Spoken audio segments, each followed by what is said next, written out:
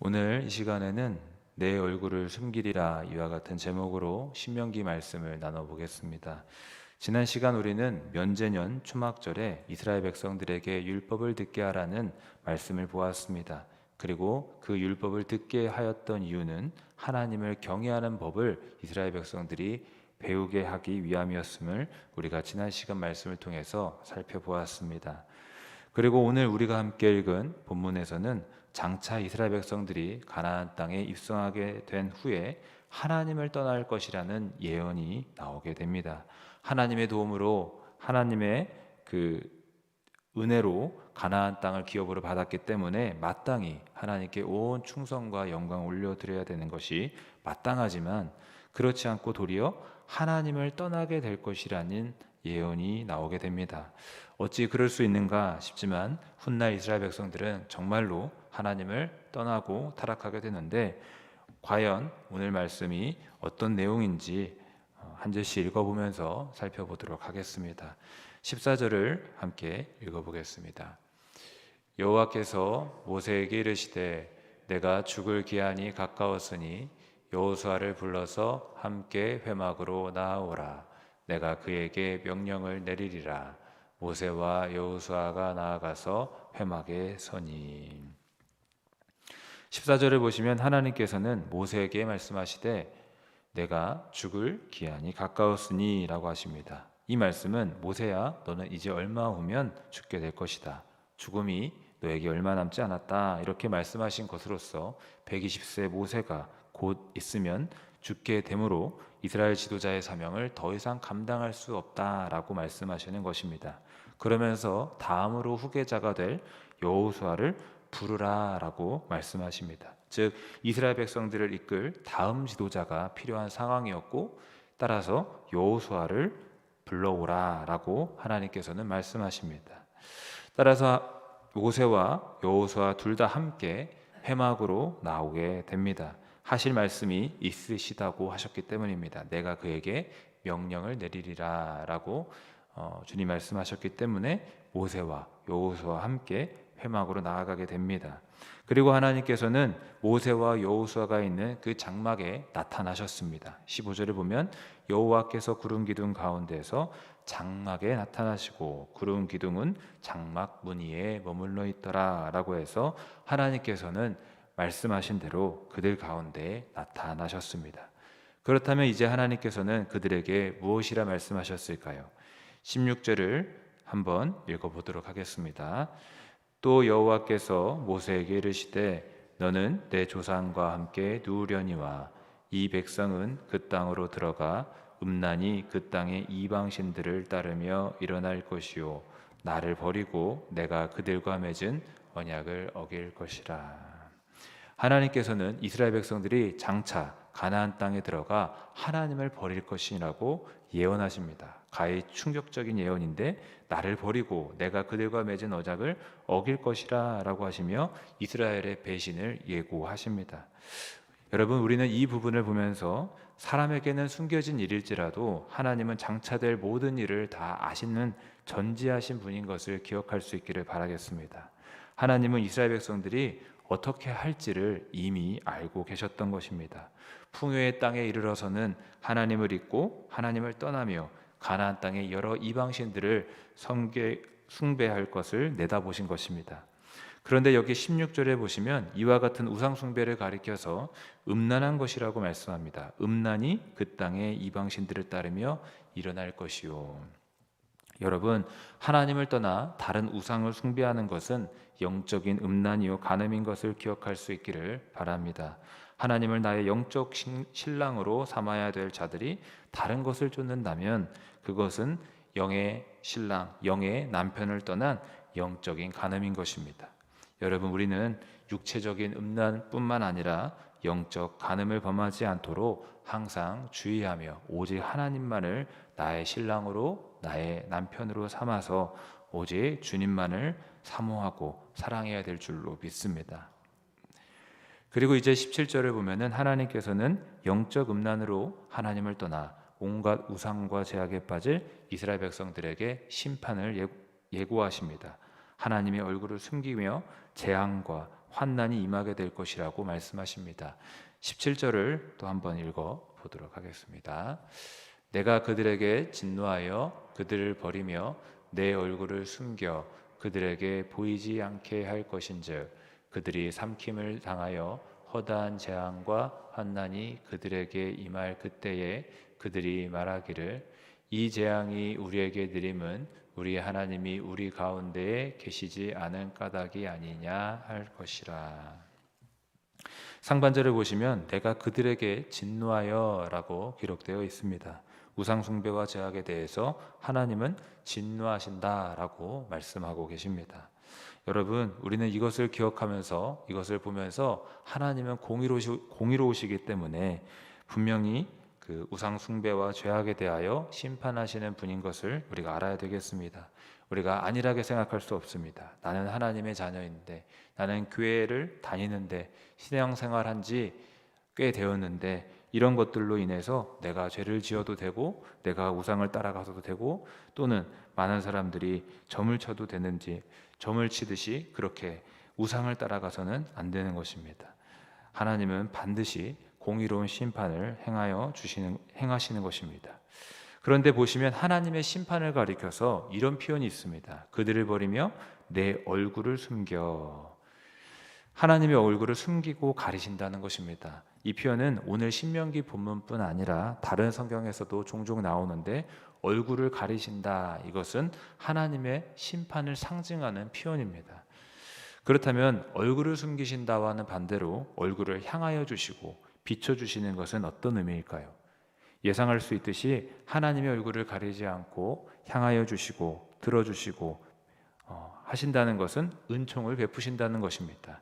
예를 들어서 우리가 아는 그 유명한 민수기 6장의 말씀 보시면은 여호와는 내게 복을 주시고 너를 지키시기를 원하며 여호와는 그의 얼굴을 내게 비추사 은혜 베푸시기를 원하며 여호와는 그 얼굴을 내게로 향하여 드사 평강 주시기를 원하노라 라고 이렇게 기록이 되어 있습니다. 은혜와 평강을 주실 때에 얼굴을 보여주시고 향하여 주심을 우리가 분명히 볼 수 있습니다. 여러분, 그렇다면 우리는 이 구절을 보면서 무슨 생각을 할 수 있겠습니까? 당연히 하나님의 얼굴이 우리에게 향하여 있기를, 우리에게 그 얼굴을 비춰주시기를 소망해야 한다는 것입니다.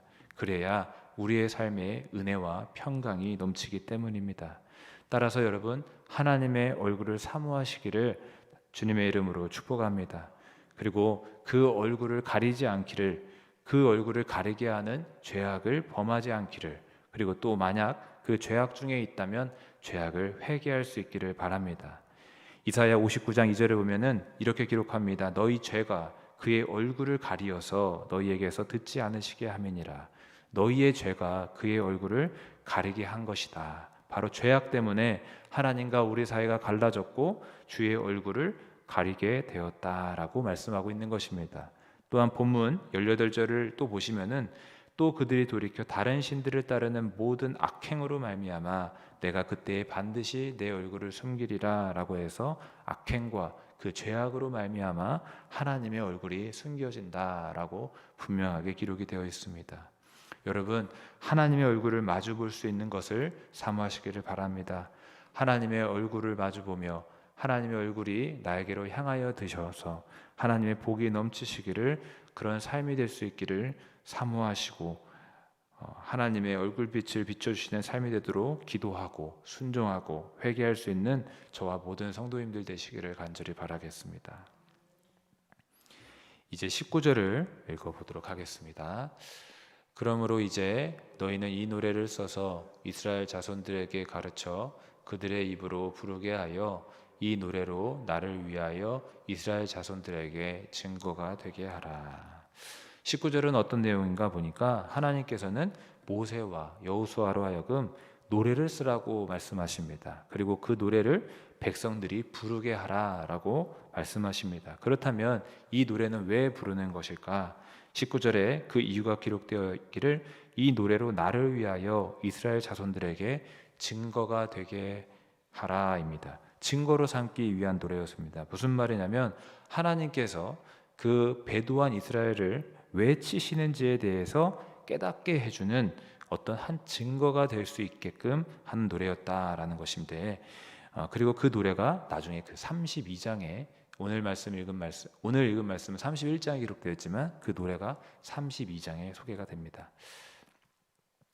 이제 20절을 또 읽어보면, 내가 그들의 조상들에게 맹세한 바 젖과 꿀이 흐르는 땅으로 그들을 인도하여 들인 후에 그들이 먹어 배부르고 살찌면 돌이켜 다른 신들을 섬기며 나를 멸시하여 내 언약을 어기리니 라고 기록되어 있습니다. 20절에서는 이스라엘이 하나님을 배신할 것이라는 앞의 내용과 동일한 내용이 나옵니다. 이스라엘이 하나님의 언약을 어긴다는 내용인데, 그런데 20절 중반에 그들이 먹어 배부르고 살찌면이라고 나오는 부분을 통해서 이스라엘이 하나님을 떠난 이유를 추측하고 유추해 볼 수 있습니다. 여러분, 사람은 참 아쉽게도 힘들고 공고할 때, 도움이 필요할 때는 하나님을 간절히 찾고 목말라 하지만 배부르고 등 따숩고 살찔 때는 하나님을 멀리하는 그런 죄악된 습성이 있는 것 같습니다. 그러다가 다시 공고함이 있고 문제가 터질 때 그제서야 하나님을 찾곤 합니다.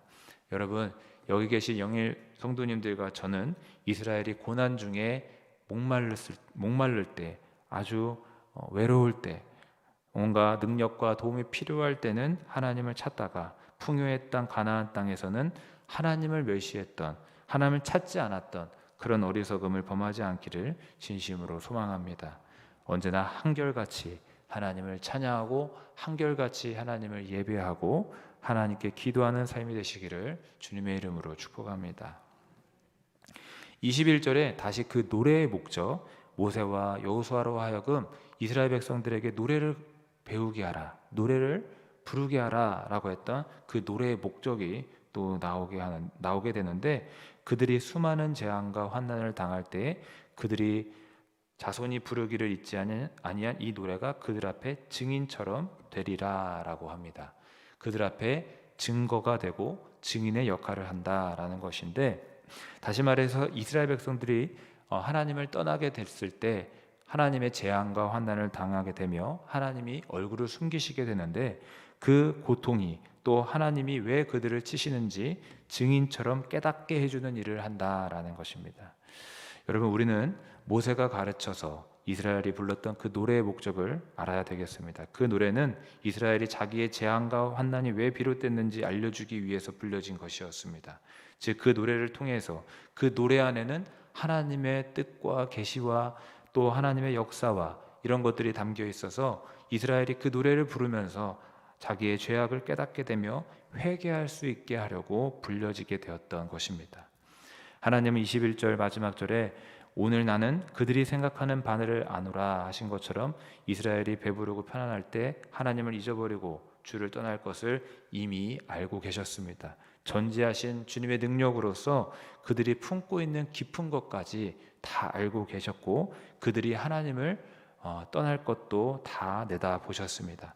그런데 하나님은 동시에 이스라엘이 다시 주님 앞에 돌아오기를 원하셨습니다. 그렇기 때문에 노래라는 도구를 사용하신 것입니다. 노래 안에 하나님의 뜻이 담겨 있어서 그 노래를 부르면서 우리가 이와 같이 심판을 당하고 고통당하는 이유가 하나님을 떠났기 때문이구나 라고 알 수 있게 하려고 그 노래라는 그 장치를 하나님이 마련해 놓으셨던 것입니다. 여러분, 하나님은 이스라엘이 결국 주님을 떠날 것을 아셨음에도 다시 주님의 뜻을 깨닫고 돌아오게 하려고 노래라는 장치를 사용하셨던 것을 보시면서 하나님은 끝까지 포기하지 않고 회개하고 돌이키를 원하심을 기억할 수 있기를 간절히 바라겠습니다. 따라서 이런 목적을 위해 22절에 그러므로 모세가 그날 이 노래를 써서 이스라엘 자손들에게 가르쳤더라 라고 하여 노래를 가르쳤습니다. 이제 마지막 23절을 함께 읽어보도록 하겠습니다. 여호와께서 또 눈의 아들 여호수아에게 명령하여 이르시되 너는 이스라엘 자손들을 인도하여 내가 그들에게 맹세한 땅으로 들어가게 하리니 강하고 담대하라 내가 너와 함께하리라 하시니라. 하나님께서는 이제 모세의 다음 후계자가 될 여호수아에게 말씀하십니다. 모세의 뒤를 이어 백성들을 가나안 땅에 들어가게 하시겠다는 주님의 계획을 여호수아에게 전달하시면서 너는 강하고 담대하라 라고 말씀하십니다.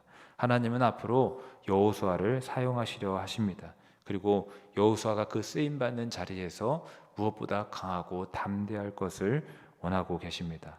여러분, 사명을 감당하는 자 강하고 담대해야 될 줄로 믿습니다. 그리고 그 사명을 감당할 때 강하고 담대함은 바로 하나님과 함께한다는 믿음 속에서 비롯되는 것임을 기억할 수 있기를 바랍니다. 그렇기 때문에 하나님은 내가 너와 함께하리라 말씀하시며 내가 너와 함께하니 나를 믿고 강하고 담대하거라 말씀하십니다. 여러분, 하나님의 사명을 감당하는 자 하나님이 함께하시며 늘 도와주시는 것을 믿으시기를 바라겠습니다. 그래서 강하고 담대한 마음을 품으시기를 바랍니다. 때때로 내가 과연 할 수 있을까? 이 직분을, 이 사명을 내가 어떻게 이런 봉사를 감당할 수 있을까? 이런 고민도 있을 수 있지만 그럼에도 불구하고 주님이 함께 하심으로 능히 감당하게 하실 줄로 믿습니다. 여러분, 하나님이 함께 하시면 그 어떤 일도 넉넉하게 감당할 수 있음을 믿으시기를 주님의 이름으로 축복합니다. 말씀을 정리하면서 오늘 말씀을 보면 하나님께서 이스라엘이 품고 있는 그 깊은 속마음까지 다 들여다보고 계시는 말씀이 나오게 됩니다. 내가 그들이 생각하는 바를 아노라 말씀하시며 이스라엘 백성들이 지금은 나를 잘 따르고 있지만 편안하고 배부를 때, 그때 그 적과 꿀이 흐르는 가나안 땅을 차지할 때 하나님을 잊고 떠날 것을 미리 내다보시고 아셨습니다. 여러분, 우리는 과연 어떤 사람입니까? 하나님께서 우리의 속을 들여다보실 때에 정말 언제나 한결같이 진실하게 하나님을 따르는 그런 사람이 되겠습니까? 아니면 내가 배부르고 내게 어떤 안락함과 풍요가 찾아올 때 하나님을 잊고 하나님을 떠날 사람입니까? 여러분, 좋을 때나 나쁠 때나 언제나 한결같이 하나님을 따를 수 있는 그런 사람이 될 수 있기를 간절히 소망하며, 하지만 또한 우리는 연약하기에 기도할 수 있기를 바랍니다. 하나님께서는 우리가 시험에 들지 않기를 기도하기를 원하고 계십니다. 예수님도 베드로에게 그가 배신할 것을 이미 아시면서 겟셋마네 동산에서 시험에 들지 않게 깨어있어 기도하라 말씀하셨습니다. 우리가 기도할 때 하나님을 떠나지 않는 삶이 될 줄로 있습니다. 그런데 만약 연약함으로 넘어지고 주의 뜻에서 벗어난 삶을 산다면 빨리 돌이켜 회개할 수 있기를 바랍니다. 우리가 죄악 중에 있다면 그 죄악으로 말미암아 하나님의 얼굴이 숨겨지게 될 것입니다. 이것은 참으로 두렵고 떨리는 일입니다. 하나님과 우리 사이가 가로막혀 있다라는 뜻이기 때문입니다.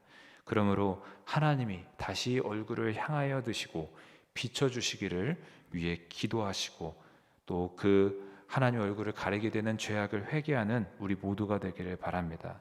하나님은 회개하기를 원하십니다.